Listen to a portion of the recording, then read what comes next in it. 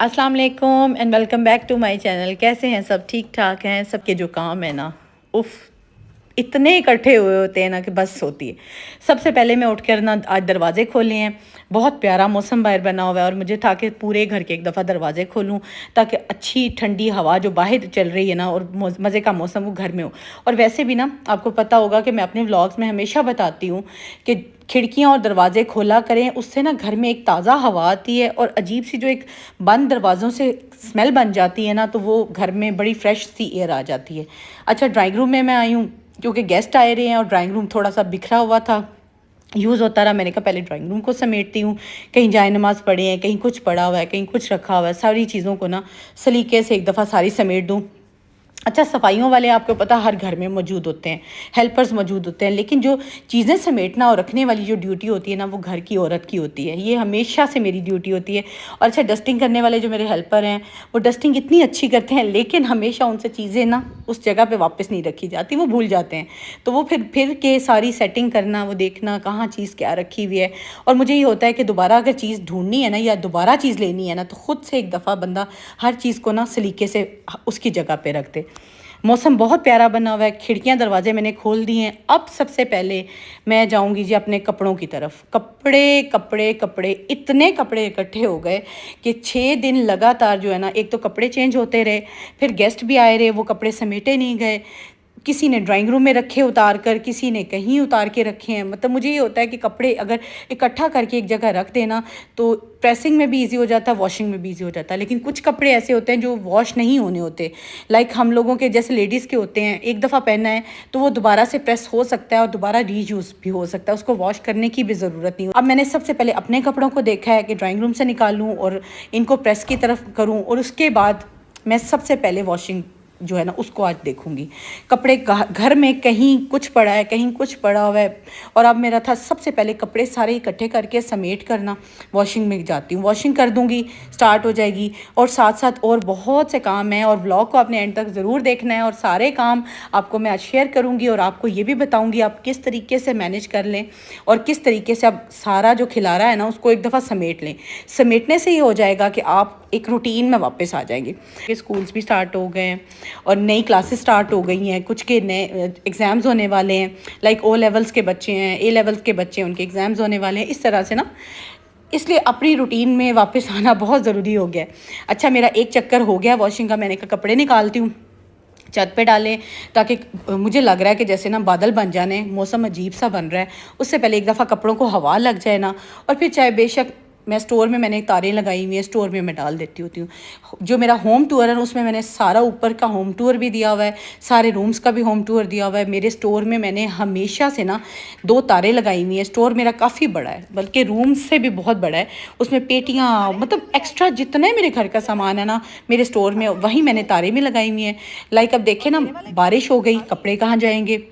अगर जैसे फोग होती थी, धुंध होती थी, कपड़े कहाँ जाएंगे? तो मौसम आपको पता, आंधी तूफान का मौसम हो, तो कपड़े मैं फिर तारें इसीलिए लगाई हुई हैं ताकि कोई दिक्कत ना हो। मेरे हेल्पर्स आराम से ना निकाल कर, टेरेस से निकाल कर स्टोर में कर देते हैं कपड़े, और इस तरह से ना जो खिलारा है ना वो नहीं घर में पड़ता। इस वक्त मेरा पूरा घर धोबी घाट बना पड़ा है, आप लोग देख सकते हो। तो कहीं पे कपड़े कुछ पड़े हुए हैं, कहीं पे नाइट सूट्स पड़े हैं समेटने वाले, कहीं पे प्रेस होने वाले पड़े हैं। अब जैसे जैसे प्रेस होते जा रहे हैं ना, अब मेरा दिल है कि मैं हैंग करती जाऊँ। अच्छा, हैंग मैं इसलिए कर रही हूँ, और हैंग करके मैंने अभी अलमारियों में नहीं लगाने, क्योंकि इनको ना जब आप प्रेस करते हैं ना तो थोड़ा सा नमी लगानी पड़ती है, पानी लगा के प्रेस होता है। गर्मियों के कपड़े हैं, कॉटन होती है मिक्स, तो इसलिए पानी लगता है। तो अब मेरा दिल है कि इनको मैं ना इसी जगह पे, मेरी स्पेसिफिक जगह आप लोगों ने देखी होगी मेरे व्लॉग्स में, ये जैसे डोर क्लोज़र होता है उसी के ऊपर मैं हैंग करती जाती हूँ। उससे होता है पंखे लगे हुए हैं, हवा फिरती जाएगी, और फिर मैं बेटी के कपड़े बेटी की अलमारी में कर दूँगी, अपने कपड़े अपनी अलमारी में, और बेटे के कपड़े जो है ना बेटे की अलमारी में हो जाएंगे। आज मैंने हस्बैंड के कपड़े बिल्कुल नहीं छेड़ने, क्योंकि उनके भी 8-9 जोड़े के जो है ना वो इकट्ठे हुए हुए हैं, और एक दिन में इतना काम नहीं हो सकता।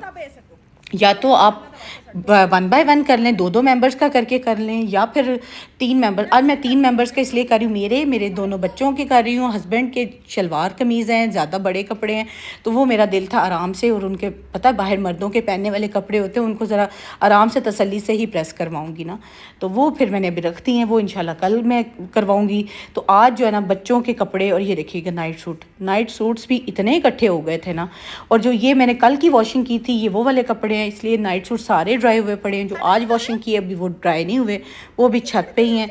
तो इंशाल्लाह ताला ये जैसे जैसे मैं करती जाऊँगी आप लोगों से ज़रूर शेयर करूँगी।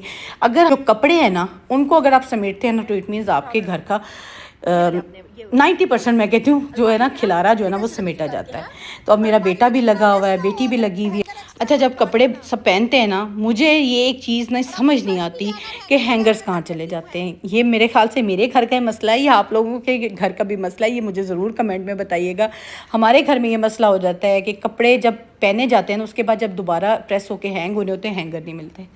मैं तो आज तक नहीं समझ सकी वो हैंगर जाते कहाँ हैं, और मतलब या तो टूट जाएं नज़र आएँ, मतलब हैंगर कहाँ जाते हैं। तो आज मैं बेटी से ये कह रही थी, मुझे नहीं समझ आती कि मैं हमेशा हैंगर्स के बंडल मंगवाती हूँ और हैंगर हमारे घर से ख़त्म हो जाते हैं। मुझे होता है कि मेरे कपड़े हैंगर हो, मेरे बच्चों के भी हैंगर हुए हों। हैंगर से ये है कि जब बच्चों ने ज़रूरत है, जिस वक्त जो कपड़ा पहनना ना, उनको अवेलेबल हो, तो इसलिए मैं हमेशा हैंग करके कपड़े रखवाती होती हूँ। हाँ, जो नाइट सूट्स है ना, तो वो एक तो मैं प्रेस भी नहीं करवाती। आपको पता है बिजली ज़ाया करने की ज़रूरत नहीं होती। नाइट सूट्स होते हैं, रात में पहनने होते हैं, वो मैंने कभी प्रेस नहीं कराया, उनको जस्ट तय लगवाया। और वेस्ट हो गई, जैसे अंडरगारमेंट्स जितना सारे वो इसी तरह तय लगा के अलमारियों में चले जाते हैं। लेकिन जो हैंगर वाले कपड़े हैं ना, जो हैंग करने वाले, वो हमेशा मैंने हैंग करके रखे हैं। अभी भी शेयर की थी, अगर आप लोगों ने अभी तक मेरा वो व्लॉग नहीं देखा तो ज़रूर देखिएगा। उसमें मैंने सारी ज्वेलरी, सारी अपनी तैयारी शेयर की हुई है। ये ड्रेस भी टोटल इसकी डिटेलिंग शेयर की हुई है, और जो मैंने नेकलेस बनवाया था वो भी मैंने आप लोगों से शेयर किया था। तो आज मेरा अल्टीमेटली ये सूट प्रेस हो गया है, और मैंने इसको हैंगर कर देना है और रख देना है। आपको पता है कि ये इतना बड़ा काम था। आज मैं सोच के उठी थी कि आज मैंने ये काम जो है ना वो समेटना ही समेटना है हर सूरत में ना। उससे ये हो गया है कि मैं रिलैक्स हो गई हूँ। अब शुक्र अल्हम्दुलिल्लाह ये मेरा काम ख़त्म हो गया है। अब बस जैसे जैसे कपड़े बाकी हो गए हैं, जैसे होते जाएंगे वो हैंगर होते जाएंगे ना। तो अभी मेरा और किचन में ढेर सारा काम पड़ा है, और आज मैंने किचन में ना आपको 2 चीज़ें शेयर करनी है जो मैंने बनानी है। और आप लोगों ने जो मेरी रेसिपी होती है ना, स्पेशली जो मैं हांडी रोटी कर रही होती हूँ या जो किचन में काम होता है, ध्यान से देखा करें। और मेरी कोशिश तो होती है कि मैं हर चीज़ आपको डिटेल में बताऊँ। अगर कहीं समझ नहीं आती तो कमेंट में पूछ लीजिएगा, मैं ज़रूर आपको बता दूँगी। मेरी कोशिश होती है कि जो मैं रेसिपी, जो चीज़ शेयर कर रही हूँ डिटेल में करूँ। समटाइम्स ये होता है कि कोई मैं क्लिप लेना भूल जाऊँ, तो कोई चीज़ स्किप हो जाए, तो वो मैं वैसे बता देती होती हूँ, ठीक है ना। तो अब मैं इंशाल्लाह ताला ये जैसे ख़त्म करती हूँ, मैंने किचन में घुस जाना है। आज मैंने 2 चीज़ें बनानी है, बल्कि शायद नहीं 3 चीज़ें बनानी है, दो बनानी है, लेकिन उनके साथ तीसरी ने बनना ही बनना है ना। तो वो इंशाल्लाह भी शेयर करती हूँ आपसे। अब मुझे ये है कि ये कपड़े जो है ना मेरे, ये अब 2-4 घंटे लगे रहेंगे हैंगर्स पे, इसी तरह इनको हवा लग जाए, क्योंकि नमी लगा कर जब पानी लगा के प्रेस होते हैं ना, तो कपड़ों में ना नमी रह जाती है। और कभी भी उनको डायरेक्ट जो है ना अलमारी में मत रखा करें, कहीं उनको डाल दें, चाहे सोफ़ों पे डाल दें, चेयर्स पे डाल दें। अच्छा, मैं ऐसे नहीं करती, फिर मैं क्या करती हूँ, मैं हैंगर्स करके ना हैंग कर देती हूँ, लेकिन बाहर। उससे ये हो जाता है कि हवा लगती है, 2-4 घंटे में कपड़े जो है ना वो अपनी प्रॉपर शेप में, ड्राई वाली शेप में आ जाते हैं। तो फिर मैं इनको ना अलमारियों में कर देती हूँ। अच्छा, ये मेरी एक्स्ट्रा कुछ शलवारें हैं जो मैं ट्राउज़र बनवाती हूँ, क्योंकि आपको पता है रेडीमेड जब हम शर्ट्स लेते हैं ना, खाड़ी से मैं ले लूँ, एथनिक से ले लूँ, तो साथ में हमें ट्राउज़र्स की ज़रूरत पड़ती है। तो मैं ना इस तरह से वाइट और ब्लैक और स्किन बेज कलर के ना ट्राउज़र स्टिच करवा लेती हूँ, तो वो मुझे बड़ा हेल्पफुल हो जाता है। दुपट्टे मेरे पास ढेरों ढेर होते हैं, इससे दुपट्टों की कभी मुझे टेंशन नहीं हुई, दुपट्टे मेरे घर से निकल आते हैं, तो ट्राउज़र्स मैं ज़रूर स्टिच करा लेती हूँ। अच्छा, अब मेरी आई नन्हे मुन्ने बेटे के कपड़ों की बारी, तो वो मेरे साथ खुद लगा है, क्योंकि मुझे ये था कि उसके कपड़े जो है ना हमेशा मैं छोड़ देती होती थी। मैं हेल्पर से कहती थी आप ही करो प्रेस और आप ही इसको हैंगर करो, लेकिन कुछ कपड़े उसके अच्छे प्रेस नहीं फिर होते थे, गड़बड़ हो जाती थी ना। तो फिर मैंने इस दफ़ा सोचा है, मैंने कहा बेटे के कपड़े भी मैं खुद देख के, कोई अगर ठीक प्रेस हुआ है तब भी, और अगर नहीं हुआ तो उनको दोबारा से प्रेस करवा लूँ, ताकि मैं खुद बेटे के कपड़े भी ना देखूँ, क्योंकि बड़ा हो रहा है, उसके कपड़े भी अच्छे तरीके से प्रेस होने चाहिए, कुछ याद होगा ना। तो बेटे ने लिया था जे डॉट से और हस्बैंड ने लिया था कॉटन एंड सिल्क से। और ये उसकी कुछ शर्ट्स हैं जो उसने, ये शर्ट मुझे इतनी प्यारी उसकी लगती है ना, ये मैंने ली थी आउटफिटर से, लेकिन मेरे बेटा इसको ना कहता है रुमाल वाली शर्ट। क्योंकि उसका पैटर्न शायद ऐसा बना हुआ है, लेकिन इतना वो माशाल्लाह से इसमें प्यारा लगा, माशाल्लाह माशाल्लाह। कलर भी डिफरेंट है, डिज़ाइन भी डिफरेंट था ना, तो मैंने तो कहा तो उसे, मैंने कहा मैंने लेनी है, आपने मेरी खातिर पहननी है, और वो बहुत प्यारा लग रहा था। तो ये थी जी सारे कपड़ों की आज सेटिंग, ये थी सारे आज कपड़ों की प्रेसिंग, कुछ धोए हैं कुछ प्रेस किए हैं। अब मैं जाऊँगी किचन की तरफ। बाहर हल्का हल्का, जैसे आपको मैं बता रही थी, मौसम ख़राब होना शुरू हो गया, हल्की हल्की बूंदाबांदी शुरू हो गई है, लेकिन शुक्र है मेरे प्रेस वाला काम, क्योंकि आपको पता है जब बारिश होती है तो साथ में ही हमारे ना लाइट्स भी चली जाती हैं। तो शुक्र है मेरी बिजली का जितना काम था ना, जैसे कि प्रेस होने वाला, जैसे कि वॉशिंग, वो सारा हो गया। अब मैं किचन में आई हूँ, मैंने अच्छा आज सोचा था कि आज मैं जल्दी उठूँगी और मैं सारा पहले प्रेस वाला और वॉशिंग वाला काम समेटूँगी। अच्छा, ये मैंने कीमा रखा है, कीमा मैंने ना बॉयल करके पहले से रखा होता है। उसमें बॉईल करते हुए मैं क्या करती हूँ, उसमें प्याज, अदरक, लहसुन बॉईल करते हुए ना डाल देती हूँ, और उसी में वो ड्राई होके पक जाता है। फिर मैंने कीमे में क्या करती हूँ, सिंपल तरीके से ना उसमें डाला घी। आप घी डालें, ऑयल डालें, ये आपकी मर्ज़ी है। उसको ना मसाले अप टू यू, जितने आपके टेस्ट है, आप लोग जैसा मसाला पसंद करते हैं वो ऐड करें, और बस इसको भूनें, अच्छी तरह से भूनें। सिंपल वे है। कीमा मैंने बॉईल करके पहले रखा होता है, बॉईल करते हुए मैं उसमें डालती हूँ प्याज, अदरक, लहसुन। ठीक हो गया। जब वो कीमा बॉईल हो जाता है, मैं उसको पैकेट्स बना के फ्रीज़र में रख देती हूँ। फिर जब मैंने पकाना है ना, उसको डीफ्रॉस्ट किया, इस तरह से ऑयल डाला, मसाले डाले और अच्छी तरह से भूनना शुरू कर दिया। इतना इजी और इंस्टेंट कीमा बनता है ना, अगर आप पहले बॉईल करके कीमा ला के रख लो ना, तो बहुत जल्दी जल्दी आपकी हांडी तैयार हो जाती है। कीमा मैंने आज बनाया अपने हस्बैंड के लिए, बच्चों के लिए मैंने उनकी फरमाइश की चीज़ बनाई है, क्योंकि काफ़ी दिनों से ना, आपको पता है रमज़ान में भी यही रूटीन रही है, प्रॉपर हांडी नहीं बनती थी, प्रॉपर जो कह लें ना हांडी रोटी, वो नहीं होती थी। क्योंकि कभी चावल बन जाते थे, कभी पीस बन जाते थे, कभी स्टीम वाला चिकन बनता था, कभी KFC चिकन बनता था, कभी टॉर्टिया रैप्स बनते थे, कभी मैक्रोनी, मतलब लाइक मुझे याद नहीं पड़ता। हाँ, कभी कीमा बनता था, लेकिन बच्चे उसके साथ रोटी नहीं खाते थे, वो सहरी में कीमा यूज़ करते थे। तो इस तरह से प्रॉपर जो कह लो ना हांडी रोटी वाला सीन रमज़ान में नहीं रहा ना। उसके बाद ईद पे बनता रहा, लेकिन ईद पे भी आपको पता बिरयानी मैंने बनाई। ईद के व्लॉग्स में आपने देखा होगा, बिरयानी थी, पीस थे, और क्रीम हांडी बनाई। तो अब जो है ना, वो प्रॉपर हम लोग किचन वाली रूटीन में भी आ गए हैं, जैसे कि बाकी रूटीन में हम लोग आ चुके हैं। अच्छा, एंड पे जब मेरा भूना गया ना कीमा अच्छी तरह से, फिर मैंने नमक मिर्च चेक की है, वो अपने अकॉर्डिंग देखा। फिर उसमें ग्रीन मिर्चें डाली काट के, ग्रीन मिर्चें डाला करें ज़रूर, उससे बड़ा ही प्यारा जो ना फ्लेवर आता है, और इतना प्यारी खुशबू अरोमा होती है ना, मैं कहती हूँ कमाल का जो कीमा तैयार होता है। अच्छा, मैं बच्चों की रेसिपी जो तैयार करने जा रही हूँ वो अभी आपसे शेयर करती हूँ। आज मेरे बच्चों दोनों की फरमाइश थी मसर चावल बनाने हैं। जो वेजिटेरियंस हैं, जो दाल चावल पसंद करते हैं, ये स्पेशली उनके लिए भी है और मेरे बच्चों के लिए भी है।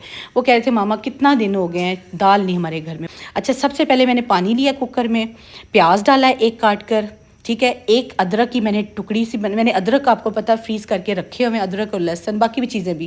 और ये टमाटर मैंने जो है इस तरह से फ्रीज़ करके रखे हुए क्यूब्स बना करना। 2 मैंने क्यूब्स टमाटर के डाले हैं, एक अदरक का क्यूब डाला है, एक मैंने डाला है जी प्याज, अंदाजे से पानी डाला है, ठीक है। ये आपको मैंने कहा एक दफ़ा डिटेल में फिर से बता दूँ। एक प्याज, अदरक, टमाटर, मसर, ठीक है, मसर और पानी अच्छी तरह से मिक्स करके ना, अच्छा मिक्स करने के बाद इसमें कोई मसाले ज़्यादा नहीं डालने, जस्ट अपने टेस्ट के मुताबिक आपने थोड़े से मसाले डालने हैं, वो भी मैं आपको बताती हूँ। लेकिन आपने पहले अच्छी तरह एक दफ़ा मिक्स कर लेना है। मैंने डाला 1 चम्मच लाल मिर्च और 1 ही चम्मच मैं डालूँगी नमक का, ठीक है। और इसके अलावा मैंने अभी कोई मसाला नहीं डालना, बिल्कुल कोई मसाला नहीं डालिएगा, क्योंकि मसाले जो है ना वो मैं अभी आपको बताऊंगी वो किस वक्त मैं डालती हूँ। अब मैंने इसको बंद करना है कुकर, और मैंने इसको तकरीबन 15 से 16 मिनट, 15 मिनट मैक्सिमम होते हैं, 16-17 मिनट आप कर लें, लेकिन 15 मिनट मैंने इसको कुकर को चला दिया, ठीक है। मसर अगर आपने इंस्टेंट बनाने हैं, जल्दी बनाने हैं, तो सारी चीज़ें इस तरह से डालकर आपने कुकर लगा देना है, ठीक है। अब मेरा कुकर मैंने उसको रख दिया हुआ है, चावल मैं साफ़ करूँगी आज, क्योंकि मेरे बच्चों की फरमाइश है, और जितने दाल लवर्स हैं, चावल लवर्स हैं, उनके लिए भी दाल चावल बन रहे हैं स्पेशली। और चावल मैं साफ़ करके सबसे पहले क्या करती होती हूँ, मैं धोती हूँ अच्छी तरह से। अच्छा, चावलों में ना जब भी आप धोएं ना, चावलों को अच्छी तरह से मल के धोएं, क्योंकि इसमें जो एक सफ़ेद सा पानी होता है ना, अगर वो रहता है ना तो उससे ये हो जाता है कि चावल जुड़े जुड़े चिपके चिपके से बनते हैं। अच्छी तरह चावलों को 3-4 पानियों में चेंज करके इसको धोएं। और मेरे घर के जो चावल हैं ना, आप लोगों को मैंने पहले भी शेयर किया, बहुत साफ़ सुथरे हैं, ज़रा सी नज़र मार मारनी पड़ती है, बिल्कुल कोई इसमें गंद नहीं होता, बिल्कुल कोई एक जो कह लेना कंकर नहीं निकलता। अल्हम्दुलिल्लाह बड़े अच्छे चावल हैं। तो ये ख़त्म होने हैं तो फिर मुझे समझ लगनी है, क्योंकि सम टाइम अच्छे चावल नहीं भी मिलते हैं ना। तो बस अब मैंने इसका पानी अच्छी तरह से साफ़ किया, चावल क्लियर हो जाते हैं तो मैं इसको भिगो देती हूँ। और मेरा दिल है कि मैं फटाफट ना चावल भी जो है ना उबलने रख दूँ। गैस का फिर वही शेड्यूल हो गया है, वही रूटीन वाली गैस हो गई है, और कभी आती है और कभी नहीं आती। तो मैं फटाफट बना लूँ ताकि मैं खाने से भी फारिग हो जाऊँ। कीमा तो मेरा इंस्टेंट वाला बन गया है। कुकर देखें अब चल चुका है, ये देखिएगा ऊपर से इसका जब वेट हिलने लग जाता है, इट मीन्स कि कुकर हमारा स्टार्ट हो गया है। अब जब कुकर का वेट हिलने लगता है ना, स्टार्ट होता है, तब से आपने टाइम काउंट करना है, ठीक है। उससे पहले से टाइम नहीं काउंट करना। जब आप ढक्कन देते तब से टाइम काउंट नहीं होना। टाइम आपने तब काउंट करना है जब आपका ऊपर वाला जो वेट है ना वो मूव करना शुरू हो जाए। ठीक हो गया। तो ये हमारा कुकर का टाइमिंग हो गया। अब मैंने सारे उसमें मसाले भी आपको बता दिए हैं, क्या क्या डालना है वो भी बता दिया। फिर भी अगर नहीं समझ आए तो आप काइंडली मुझसे ना पूछ लीजिएगा कमेंट बॉक्स में, मैं इंशाल्लाह ज़रूर बताऊँगी, ठीक है। दूसरी तरफ मैंने रख दिया पानी बॉईल होने के लिए। पानी बॉईल होने के लिए जब मैंने रखा है ना, तो मैंने थोड़ा सा उसमें नमक डाला है। वो मैं क्लिप बनाना भी भूल गई हूँ, मैंने कहा आप लोगों को बता दूँ। नमक ज़रूर डालिएगा, उससे ना चावलों में बड़ा अच्छा सा टेस्ट आ जाता है और चावल जुड़ते भी नहीं हैं, ठीक है। नमक डाला है। अब मैंने इसे बॉईल होने के लिए रख दिया। और हाँ, जब आपने चावल डाल देने हैं ना, तो आपने अच्छी तरह से चम्मच फेर देना है। चम्मच फेरने का ये क्या टोटका है, ये टोटका है कि चावल कभी भी नीचे नहीं लगते, ठीक है, इस तरीके से। अच्छा, लोग छलनी में भी डाल लेते हैं, लेकिन जब मैंने घर में चावल जिस तरह से बॉईल करने हैं ना, थोड़े से बॉईल करने हैं, फिर मैं छलनी में नहीं डालती। बिरयानी वगैरह जब मैंने करनी हो ना, तब मैं छलनी में डालती हूँ। तो ये देखिएगा कितने अच्छे खिले हुए चावल, और मैं अभी हिला के भी आपको दिखाती हूँ, एक एक दाना अलग है। तो आपने जब चावल डालने हैं ना, तो उसके बाद चम्मच ज़रूर पहले फेर देना है, ठीक हो गया। अच्छा, अब मैं डालूँगी इसमें ऑयल आपने सारी तरफ ना बराबर ऑयल इस तरह से स्प्रेड कर देना है, बिखेर देना है, ताकि अच्छी तरह से ना हर तरफ ऑयल बराबर हो जाए। फिर इसको चम्मच से आपने ना हर तरफ इक्वली डिस्ट्रीब्यूट कर देना, इक्वली हर तरफ, ताकि ये जो है ना ऑयल पहुंच जाए और हमारे चावल जो है ना वो बिल्कुल इस तरह से मज़े के खिले खिले बन जाए। ये देखिए कितना प्यारा कलर आता है। मैं अपने हस्बैंड को कहती है अल्लाह करे अब जब हम नेक्स्ट भी चावल मंगवाएं ना, हमें इसी तरह के अच्छे और मज़े के मिल जाएं। और इतनी शरीनी वाले और इतने मज़े के मीठे मीठे चावल बनते हैं ना, लज्जत वाले चावल हैं माशाल्लाह से। बस अब मैं इसको ढांपूंगी, जल्दी से दम दूंगी। अच्छा, मैं दम कैसे देती हूँ वो भी मैंने आपको बताया था। अच्छा, मैं ना अब सबसे पहले कुकर मेरा जो है ना वो टाइम पूरा हो चुका है, तो मेरा यही ज़हन है और यही दिल है कि सबसे पहले मैं कुकर को खोलूं, क्योंकि आपको पता ओवर टाइम नहीं लगाना, वो नीचे से लग भी जाते हैं और जल जाते हैं। ये देखिएगा अच्छी तरह से मसर गल चुके हैं। आप लोगों ने देखा होगा जितना पानी डाला था उसमें अच्छी तरह से पक के और बिल्कुल मज़े के ना जैसे वो मिक्स हुए हुए घुले हुए मसर तैयार हो गए। अब मैंने क्या करना है जी, सबसे पहले मैंने मसर वाला खोल दिया है। अब मैं डालूँगी चावलों को दम पे, और चावलों को दम करने के लिए मैं अभी आपको तरीका भी बताती हूँ। ये मैंने एक रुमाल रखा हुआ है रोटी वाला, उसको मैं करती हूँ गीला, उसके ऊपर देती हूँ ढक्कन और इस तरीके से मैं दम लगा देती हूँ। और इतने अच्छे, जितने आपने अभी देखे हैं ना खिले हुए चावल, उससे ज़्यादा अच्छा दम में खिल जाएंगे। और इसको मैं कम अज़ कम ना 8-10 मिनट ना दम दे दूँगी। 10 मिनट बहुत होंगे दम पे आप छोड़ दें, उतनी देर में मेरी जो है वो मैंने दाल तैयार कर लेनी है मसर वाली, ठीक हो गया। अच्छा, मैं इसको अच्छी तरह से घोटूँगी। घोटने के लिए आपको डोई की ज़रूरत होती है, मुझसे चमचों से ना दाल नहीं बनती। ये मैंने डोई जो है ना लकड़ी की मैंने रखी हुई है। इतनी अच्छा इससे ना मसर घुल जाते हैं ना। और उससे घोलने से पहले, घोटने से पहले मैंने थोड़ा सा इसमें डालना दूध। अब आप सोच रहे होंगे मसर में कौन दूध डालता है, लेकिन कभी आप डाल के बनाकर खाकर बताइएगा कि किस तरह से बने हैं। इतना क्रीमी टेस्ट, और जो मसर का रंग काला काला सा नहीं होता, वो इतना मज़े का कलर भी आ जाता है ना, और क्रीमी, मैं कहती हूँ कमाल के मसर तैयार होते हैं। आप लोगों ने ज़रूर बनाना है और फिर मुझे बताना भी है कि आपके मसर चावल कैसे बने हैं और स्पेशली मसर कैसे बने हैं। अच्छा, मैंने आंच तेज़ करने के साथ साथ ना मैं इसमें बाकी मसाले भी ऐड कर दूँगी। लाइक थोड़ी सी हल्दी डालूँगी, थोड़ा सा खुश्क धनिया डालूँगी, और अभी गरम मसाला आपने नहीं डालना। गरम मसाला बिल्कुल एंड पे डालेंगे, वो भी मैं अभी आपको बताती हूँ। और नमक मिर्च हर चीज़ अब मैं चेक कर लूँगी, और साथ साथ इसको अच्छी तरह से ना घोल लीजिएगा। अब घोलने का मकसद है कि अच्छी तरह, जैसे साग को नहीं हम घोटा लगाते, अच्छी तरह से इसको घोट लीजिएगा। उससे ये कि मसर अगर कोई ज़रा सा भी नहीं ना घुला हुआ, वो भी कसर जो होगी ना वो भी ख़त्म हो जाएगी। अब आप देख सकते हैं कि इस टाइम बहुत मज़े के क्रीमी और ज़बरदस्त किस्म के मसल मेरे रेडी हो चुके हैं और मेरा यही दिल है कि फटाफट अब इसका ना मैं तड़का तैयार करूँ। अच्छा, तड़का भी मैं बहुत सिंपल सा तैयार करती हूँ। अच्छा, मेरा बेटा मुझे आया तो कहता है मामा मसर चावल कब तैयार होंगे? मैंने कहा बस बेटे 5 मिनट मुझे और दे दो। अच्छा, मुझे लग रहा था ज़्यादा गाढ़े हो गए ना, तो आपको पता है चावलों पे जब बनाने हो ना, चावलों के लिए जब बनाने हो उसके ऊपर डालने के लिए तो थोड़े से पतले कीजिएगा, और अगर आपने रोटी के साथ खाने हैं तो थोड़े से थिक अच्छे लगते हैं। ठीक हो गया। अब मैंने थोड़ा सा पानी ऐड करके उसको अच्छी तरह बॉयल कर दिया है। बॉयल ज़रूर कीजिएगा क्योंकि कच्चा पानी ना किसी चीज़ में टेस्ट नहीं देगा। तो मैंने बॉयल करके उसको अच्छी तरह घोटा लगाया। अब मेरे मसर चावल जो हैं वो तैयार हो गए हैं। चावल अभी दम पे ही हैं। अब मैं तैयार करूँगी तड़का। इतनी अच्छी अभी तक ग्रीन और उसी तरह डंडियाँ सलामत है, लेकिन मैं क्या करती हूँ दूसरे चौथे दिन ना टिशू चेंज कर देती हूँ। आप लोगों ने किसी भी बॉक्स में रखना है तो टिशू आप चेंज करते रहिएगा। और मैं कहती हूँ 15 से 20 दिन कहीं आपकी हरी चीज़ें नहीं जाती, चाहे वो हरा धनिया हो चाहे वो हरी मिर्चें हों। अच्छा, हरी मिर्चें मैं धो के रखी हैं। अब मैं क्या कर रही हूँ जी, लहसन को तैयार करूँगी। लहसन जो है वो आपने जितनी आपकी मुट्ठी में आ जाए बस इतना लहसन आपने डालना है। ठीक हो गया। और ये सारा मेरा तड़का रेडी है। ग्रीन मिर्चें, ज़ीरा, साबुत लाल मिर्च और लहसुन, 4 चीज़ों का तड़का मैं लगाती हूँ और इतना प्यारा फ्लेवर आता है ना। अच्छा, बस अब मैं दाल को उतार के साइड पे करूँगी और तड़का रेडी कर लूँगी जल्दी जल्दी से। दाल को अब मैं साइड पे करने से पहले मैंने एक दफ़ा नमक मिर्च दोबारा चेक कर लिया। ठीक हो गया। तड़के में क्या करना है, सबसे पहले अपने पैन लेना है, उसमें डालना अपने ऑयल और उसको अच्छी तरह से गर्म करना है। ऑयल को गर्म ज़रूर कीजिएगा, ठंडे ऑयल में ना तड़का नहीं अच्छा बनता, और अगर आप डाल देंगे ना चिपक जाएगा और मज़े का उसकी खुशबू नहीं आएगी। जो हमें खुशबू तड़के की चाहिए होती है ना, वो हमेशा गर्म ऑयल में आएगी। ऑयल जैसे गर्म होता है आपने सबसे पहले क्या डालना है जी, सबसे पहले हमने गर्म ऑयल में लहसुन को डालना है। लहसुन क्यों डालते हैं? अच्छा, मेरी ना नानी जब तड़का लगाती थी तो मैंने ऐसे पूछ लिया ना एक दफ़ा कि आप लहसुन क्यों डालती हैं? वो कहती हैं जो ऑयल में लहसुन की खुशबू होती है ना, वो बाकी चीज़ों की इतनी प्यारी खुशबू नहीं होती जितनी लहसुन की होती है। ठीक हो गया। अच्छा, ऑयल गर्म हो रहा है और मैंने दूसरी तरफ डाला है गरम मसाला। अब ये मैंने आपको बताया था गरम मसाला आपने जब डालना है ना तो आपने एंड पे डालना है और थोड़ा सा मिक्स करके ना आपने इसके ऊपर इसका ढक्कन दे देना है ताकि जो स्टीम है ना उसी के अंदर इसका फ्लेवर आ जाए। ढक्कन ज़रूर दीजिएगा जब भी गरम मसाला डालिएगा। ठीक हो गया। ऑयल मेरा गर्म हो चुका है। अब मैं डालूँगी इसमें लहसुन। ये देखिएगा, सबसे पहले लहसुन ही डालना और कुछ आपने नहीं डालना, और इसको ब्राउन नहीं कह लें, हल्का सा गोल्डन सा कलर इसका होने देना है। ब्राउन तो ज़्यादा वो काला हो जाएगा ना, वो नहीं, गोल्डन सा कलर कीजिएगा। ठीक है।